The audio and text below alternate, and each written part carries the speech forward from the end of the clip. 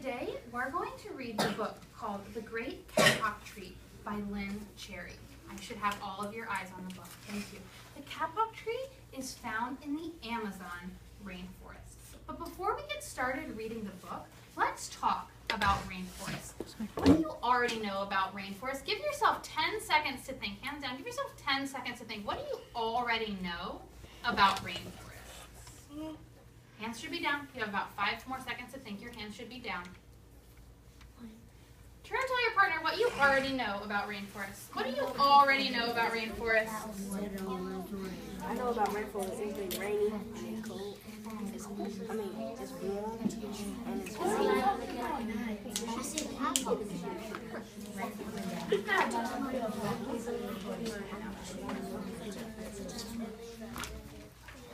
All right, back together in 3, 2, 1. Good. Thanks, Kai, for coming back. I would love to hear about what your partner said. Raise your hand if you can tell me what your partner said. Let's hear from Bree. Hands down, tracking Bree. 3, 2, go Bree. My partner said that what she already know about a rainforest is that it needs lots of rain and it has lots of animals and leaves. Okay, it needs a lot of rain, has lots of animals and leaves. Good. Let's hear from Shayla. Tracking Shayla. 3, 2, go ahead. Okay, well, I'm helping. Yes, I did. I say what I said. This is what I said. I called on Shayla. Go ahead. I said that the rainforest is a waterfall and animals live in it and that it. Okay, that's okay. Those are good thoughts. Okay, so now before we get started, hold on. Now before we get started reading the book, those were some really great things. But look on your sheet to the map. Look on the map. That's the second sheet that I gave you. It's the second sheet. Put your finger on the continent of South America. It's in the bottom left. Let me see all the fingers on South America. Good. Antoinette's there. Good. So on that page is the Amazon rainforest. We see all about the Amazon rainforest. There's the Amazon River right there. So the setting of this book is going to be right there in the Amazon rainforest. Okay? So I am going to read you a description of the rainforest. So I want you to take about 3 more seconds and look and see where the setting of the book is going to be. Remember, the setting is where the book takes? Where the book takes? Oh, excellent. Okay, now that you've looked at that, I want you to close your eyes. Close your eyes, and I want you to imagine that you are going to be transported back to the rainforest. So your eyes are in the Amazon rainforest. So your eyes are closed. I'm looking for all eyes closed. You're imagining where you are, okay? I'll get you in just 1 second, okay? In the Amazon rainforest, it is always hot. And in the heat, everything grows and grows and grows. The tops of the trees in the rainforest are called the canopy. The canopy is a sunny place that touches the sky. The animals that live in there like lots of light. Colorful parrots fly from tree to tree. Monkeys leap from branch to branch. The bottom of the rainforest is called the understory. The animals that live in the understory like darkness. There, silent snakes curl around hanging vines. Graceful jaguars watch and wait. A jaguar is like a big black tiger.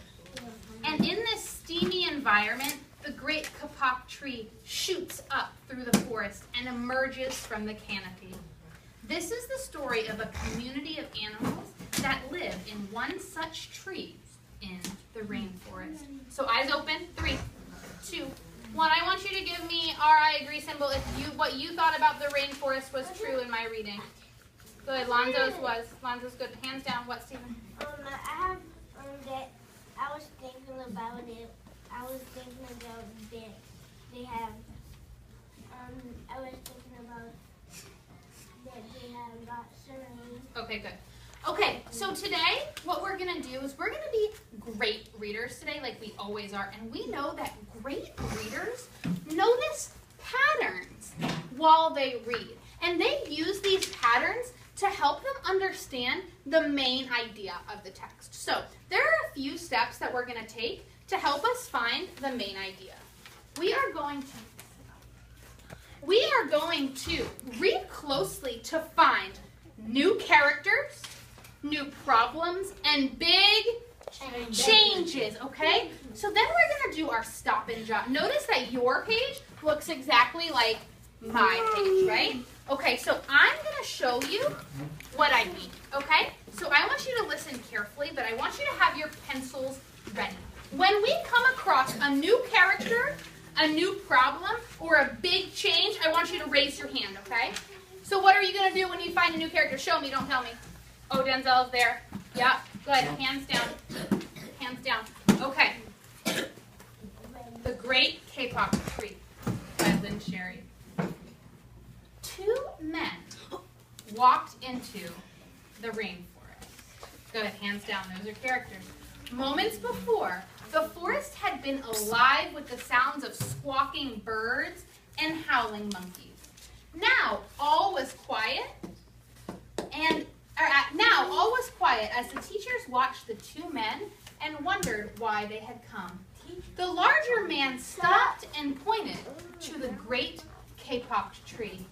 Then he left. Find your seat. So, did we meet a new character? Yeah. We did. So what I'm going to do now that I know we found a new character is I'm going to write on my chart who? 2 men. 2 men. They walk. Oh, wait. 2 men. Now I'm going to ask myself, what did these 2, I know you know, what did these 2 men do?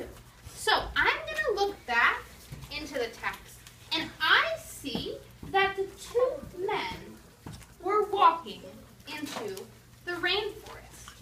Why were the 2 men were walking in the rainforest? Notice that on my paper, I'm going to write it in a complete sentence, okay?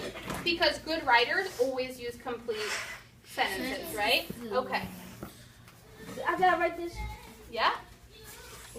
The 2 men walked into the rainforest. Now we have to ask ourselves, why?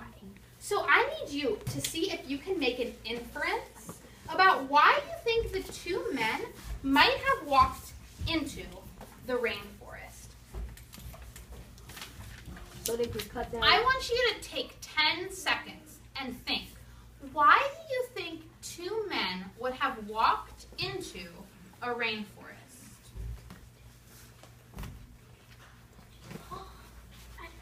Hear from Stephen. I think they walk in the rainforest because so they can explore how the rainforest is, so they can know the Amazon rainforest better. Okay, maybe to explore. That's a good thought, Lonzo. What do you think? So they can cut down the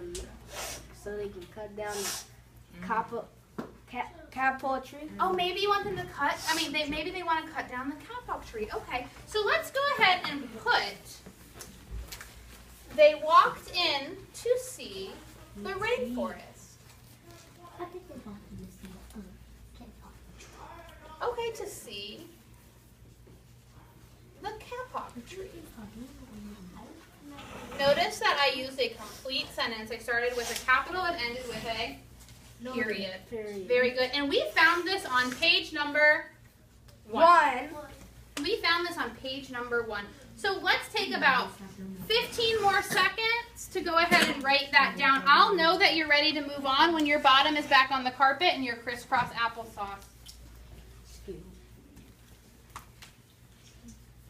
Good. I like how Tamia's writing small because she knows we're looking for probably a lot of pieces of evidence today. Good. Let's get back up in 5. 4. Thanks, Hakeem. 3. 2. Your bottom will be on the carpet in 1. It's okay if you're not done. Good. Thank you, Shayla. Good. Okay. So remember, as we read, we're going to think about patterns, okay? Because good readers look at patterns to help them find the main idea. Okay, so you should be tracking this book in 3, 2, 1. The smaller man took the axe he carried and struck the trunk of the tree. Whack, whack, whack. The sounds of the blows rang through the forest. The wood of the tree was very hard. Chop, chop, chop. The man wiped off the sweat that ran down his face and neck. Whack, chop, whack, chop. Soon the man grew tired. He sat down to rest at the foot of the great kapok tree. Before he knew it, the heat and the hum of the forest had lulled him to sleep.